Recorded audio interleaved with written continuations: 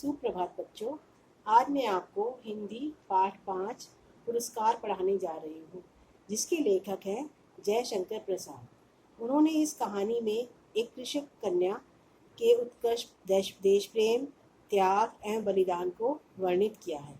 उस कन्या ने स्वयं के लिए राजा से प्राणदंड मांगा तथा अपनी करनी पर प्रायश्चित भी कर ली। इस पाठ के माध्यम से बच्चों में देश प्रेम की भावना को विकसित किया गया है।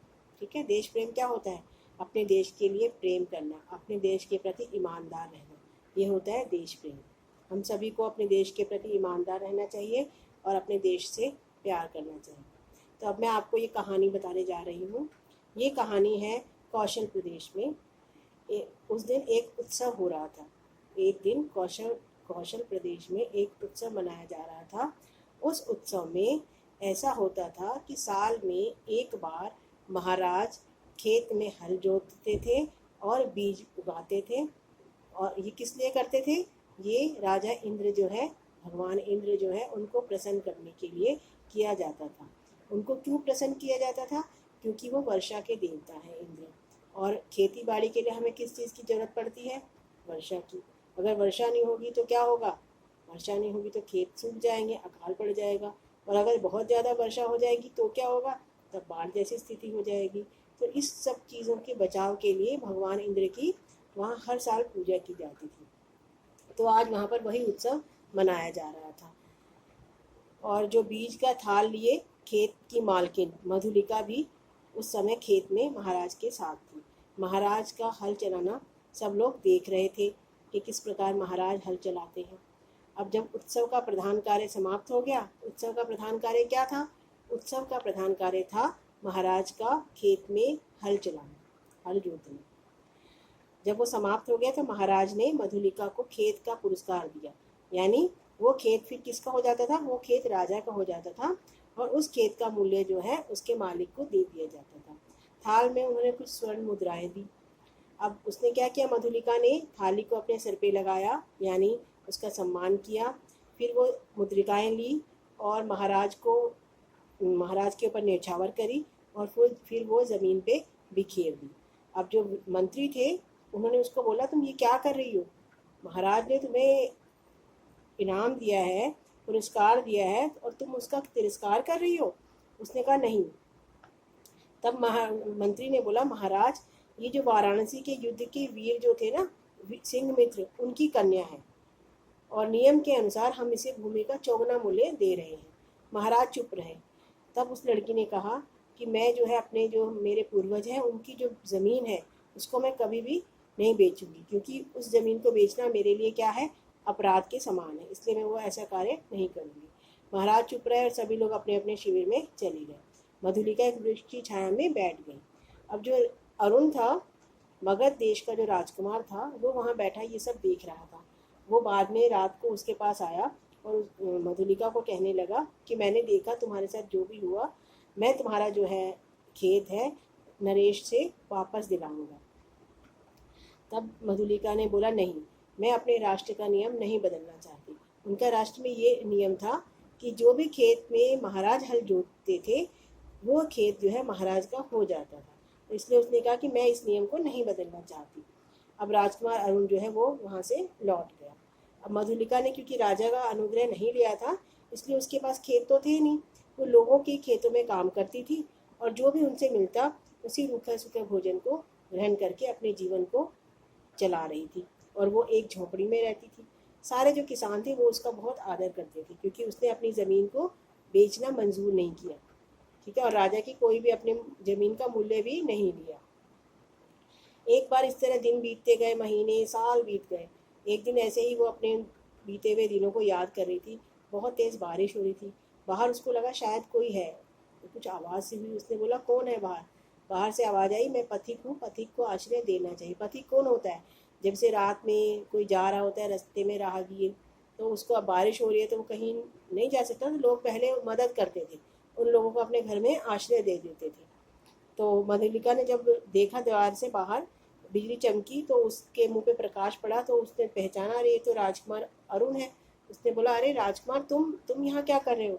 तब उसने बताया कि मैं मगध का विद्रोही मुझे राजकुमार वहाँ से निकाल दिया गया है। मैं वहाँ का राजकुमार तो था, लेकिन अब मुझे वहाँ से निकाल दिया गया है और अब मैं यहाँ पर कौशल देश में आया हूँ ताकि मैं अपने कोई जीविका मुझे मिले तो मैं अपना जीवन यापन शुरू कर सकूँ। तो उसने बोला, मधुलिका ने, स्वागत है तुम्हारा। फिर देखा और मधुलिका ने बाहर उसके साथ कुछ सैनिक भी थे। तब उन्होंने कहा अरुण को कि इतनी गरीबी में इतने सैनिक क्यों साथ में रखे हुए हैं। तो अरुण ने कहा कि मैं अपने बाहुबल से अपना नया राज्य बनाऊंगा। अगर तुम्हारी इच्छा हो तो मैं तुम्हें कौशल के सिंहासन पर अपनी रानी बना लूँगा, यानी मैं कौशल जो राज्य है उसको युद्ध में जीत भी सकता हूँ। तब वो काँप गई, क्या ये क्या। तब वो कहता है, हाँ ये सत्य है मधुलिका। अरुण कहता है कि सत्य है ये मधुलिका। कौशल नरेश जो है वो तुम्हारे लिए बहुत चिंतित रहते हैं। क्यों चिंतित रहते हैं? क्योंकि उनके कारण ही वो उसको खेत तो मिला ही नहीं, फिर वो खेत तो महाराज का हो गया और उसने उसके बदले कुछ लिया भी नहीं मधुलिका ने महाराज से। ना कोई स्वर्ण मुद्रा ली, ना उसका मूल्य लिया, ना ही कोई ज़मीन ली। और वो दूसरों के घरों में काम करती थी, तो इसलिए महाराज को उस लड़की की चिंता रहती थी। उसने कहा अरुण ने कि महाराज तुम्हारी चिंता करते हैं, अगर तुम महाराज से कुछ भी मांगोगी तो वो तुम्हारी प्रार्थना कभी भी अस्वीकार नहीं करेंगे। इसका अर्थ है वो तुम्हें वो चीज़ दे देंगे। तब मधुलिका ने कहा, ठीक है, तुम जैसा कहोगे मैं वैसा करूँगी। तब अरुण ने बताया कि तुम वहाँ जाओ और ये ज़मीन मांग लो। अब वो राजा के पास गई। उसने कहा, महाराज, मधुलिका ने कहा, महाराज मैंने आपको 3 साल पहले जो है अपनी ज़मीन, आपने मेरे से भूमि ले ली थी। महाराज ने कहा, अच्छा तो तुम उसका मूल्य लेने आई हो। तो उसने कहा, मूल्य नहीं लेने आई, आप मुझे दक्षिण नाले के समीप उतनी ही जंगली भूमि दे दो, मैं उसमें वहीं अपनी खेती करूँगी। महाराज ने कहा, वो भूमि तो इतनी उबड़ खाबड़ है, उसमें तुम कैसे खेती करोगी, और वो दुर्ग के पास है, तो सैनिकों के लिए बहुत महत्व रखती है ज़मीन। तो उस मधुलिका ने कहा, महाराज तो क्या मैं लौट जाऊँ? सिंह मित्र की कन्या, तुम निराश नहीं लौट सकती। महाराज ने कहा, मैं मंत्री को पत्र दे दूंगा और तुम्हें वो ज़मीन मिल जाएगी। मधुलिका ने कहा, जय हो देव, और राज मंदिर से बाहर आ गई तो उसने देखा कि जो दक्षिण नाले की ज़मीन थी, जंगली ज़मीन, उसकी झाड़ियाँ काट कर उसके लिए खेत बना दिया गया था। और जो अरुण के आदमी थे वो पूरी जगह स्वतंत्र होकर घूम रहे थे। तब अरुण ने उसको कहा, कुछ दिनों के बाद अरुण ने उसको कहा कि आज रात जो है ये तीसरे पहर पर मेरी विजय यात्रा होगी, यानी मैं आज आक्रमण करूँगा और मैं जीत जाऊँगा, और फिर मैं क्या बन जाऊँगा, मैं कौशल का राजा बन जाऊँगा। तुम सिर्फ आज की रात झोंपड़ी में बिताओ, उसके बाद तुम राजमहल में रहोगी, राज मंदिर में ही तुम्हारा निवास होगा। मधुलिका उठ के खड़ी हो गई, झोंपड़ी की ओर बढ़ती उसने सोचा, ये तो मगध कौशल का शत्रु है, और शत्रु की विजय यानी मेरे शत्रु की अगर विजय होगी यानी मेरे देश की हार हो जाएगी। और नरेश ने क्या कहा था कि मैं वीर सिंह मित्र की कन्या हूँ, यानी मेरे पिता ने देश के लिए युद्ध किया था और मैं अपने देश की जो शत्रु है उनकी मदद कर रही हूँ। तो वो उसको बड़ा अपने अंदर से पछतावा होता है, मैं क्या कर रही थी। वो फटाफट जाती है और वहाँ देखती है जो कुछ घुड़सवार होते हैं सैनिक, उनके आगे आगे सेनापति होते हैं।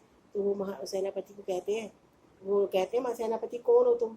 तो मधुलिका बोलती है कि मैं अपराधी हूँ, आप मुझे गिरफ्तार कर लो। वो बताते हैं कि सही सही बताओ क्या बात है, सेनापति कहते हैं। तो मधुलिका कहती है कि आज रात जो है हमारे दुर्ग पर दक्षिणी नाले के पास से आक्रमण होगा, किला शत्रु और जो किला है हमारा वो शत्रुओं के हाथ लग जाएगा। सेनापति कहते हैं क्या कह रही हो तुम? तब वो बताती है मधुलिका कि मैं सत्य कह रही हूँ।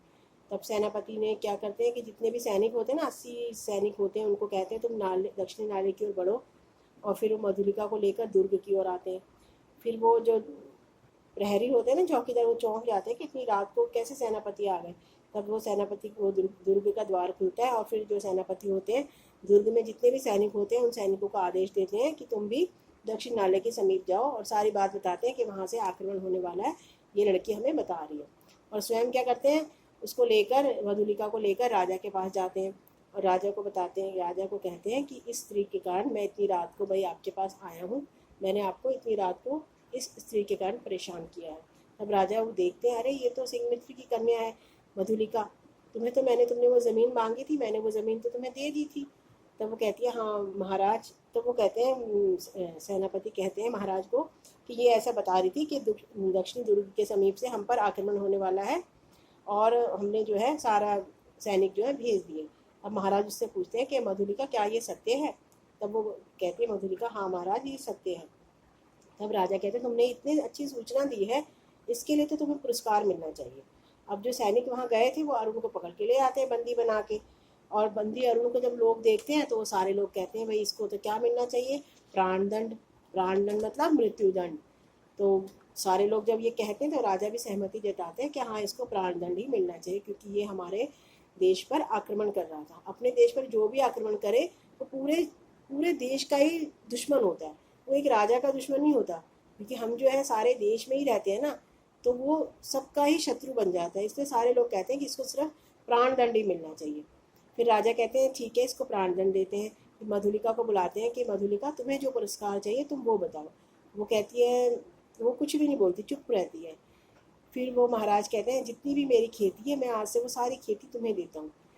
तो मधुलिका फिर बंदी अरुण की ओर देखती है तो कहती है मुझे कुछ नहीं चाहिए। अब अरुण हंसता है, वो क्या सोचता है शायद ये मांगेगी कि मुझे मेरे को जो है माफ़ कर दिया जाए, अरुण को माफ़ कर दो, शायद ये मांगेगी। लेकिन वो क्या कहती है, राजा ने कहा नहीं तुम्हें पुरस्कार मैं अवश्य दूंगा, मांग लो।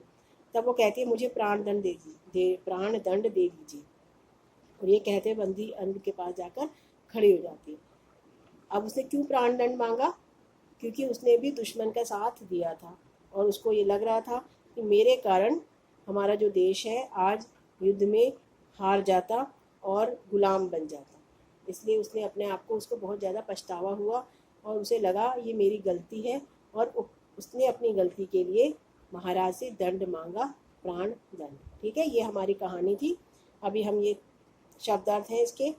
पर्वतमाला, पर्वतों की श्रृंखला, मोहक, आकर्षक, विसर्जित, खत्म, समाप्त, छवि, सुंदरता, दस्युनाश, डाकुओं का नाश, प्रहरी, चौकीदार, रोष, क्रोध, प्रसिद्ध, मशहूर, पुरस्कार, इनाम, अनुग्रह, कृपा, अधिकार, अधिकांश, ज़्यादातर, अश्वारोही, घुड़सवार, समीप, नज़दीक, प्राणदंड, मृत्यु दंड। ठीक है, ये आपके शब्दार्थ हो गए। अब इसमें प्रश्न एक जो सही उत्तर है, सही उत्तर पर निशान लगाना है वो आप स्वयं करेंगे। और भाषा ज्ञान का प्रथम प्रश्न विलोम शब्द, ये भी आप स्वयं करेंगे। बाकी मैं सारा कार्य आपको करवाऊंगी, आपको मैं पीडीएफ बना के भेजूंगी। आप घर में भी पढ़ें, अपनी कॉपीज़ पूरी करें, वीडियो को देखें, क्योंकि ये आपके लिए बनाई गई हैं, तो ये आप उसका लाभ उठाइए। धन्यवाद।